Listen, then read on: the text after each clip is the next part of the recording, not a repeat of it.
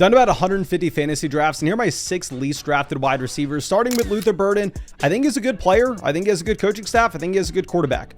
The issue is you have Rome Odunze, you have DJ Moore, you have Loveland, you have Komet, and realistically, I think that Luther Burton slides in to be like the 3rd or 4th option in an offense that I believe has upside, but has no guarantee whatsoever. I would rather take Loveland the next round, who I think realistically could give you similar production at a harder position to get it at. My 5th least drafted wide receiver is going to be Jaylen Waddle. Y'all know we won a decent amount of money drafting Jaylen Waddle back in 2022.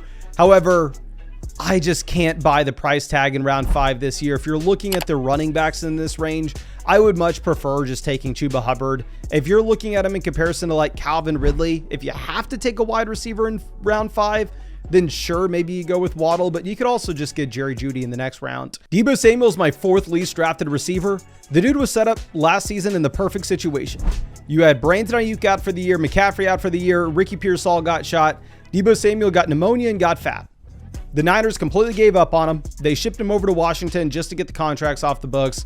You look at videos of him at camp right now, the dude looks like he's 240 pounds. Jaden Reed's my 3rd least drafted receiver. Fell from wide receiver 26 to wide receiver 43 from his rookie to 2nd year season. He had 1 game with over 6 targets last season, and they significantly invest in a wide receiver this year. I would rather take Josh Downs in the next round, or I'd rather just take Matthew Golden right next to Jaden Reed instead.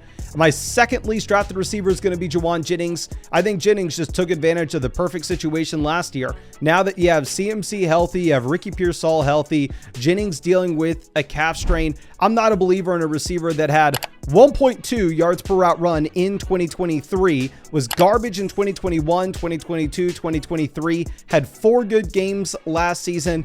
I'm not buying a 27-year-old breakout. And then Terry McLaurin's my least drafted receiver. Obviously, Jaden Daniels looks great, so it maybe is shaky for me to fade both his top 2 options.